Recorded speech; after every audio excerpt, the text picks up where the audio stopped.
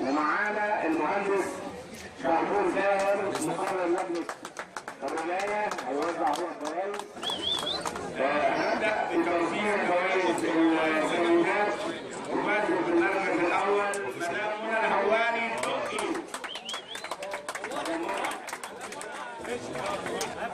فاز بالمركز الثالث اللي لسه طالع من الناشئين إلى الرجال السنة دي انا حامس احمد حامد دكتور جيت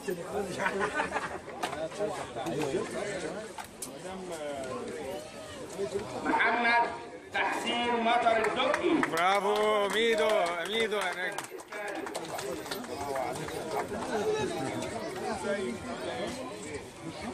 بعد اذنك فاهمك يعني انكل مجدي هنا جامد جدا بين الاثنين وفوق الشاشه.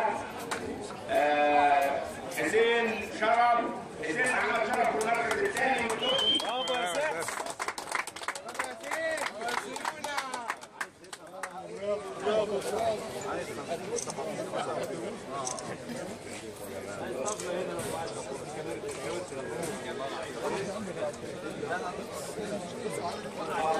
صورة بقى برافو يا سيف. صورة يا حسين.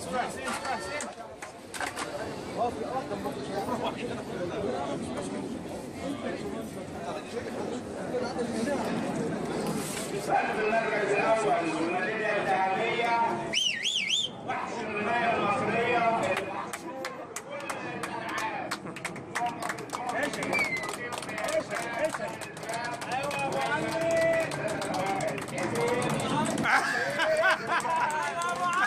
ابو علي يا جامد. فاز بالمركز الثالث فريق المؤسسة الرياضية. عم شرف فين؟ سامعني يا عم؟ سامعني يا عمورة. المؤسسة الرياضية ومجدي سيف وأحمد حسن أبو المجد. برافو عمورة.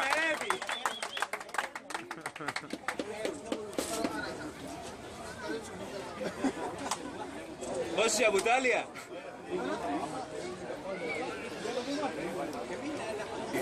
حسن المركز الثاني والميدالية الفضية وفريق دقي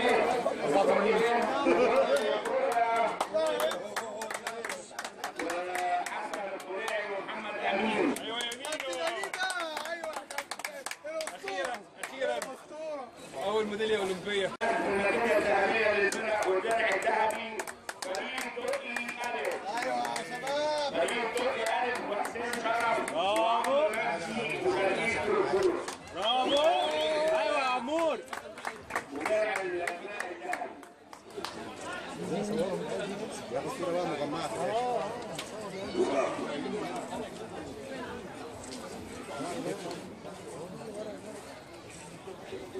مين أقدم واحد؟ ساكو. طيب استنى بقى الدرع لحسين. أقدم واحد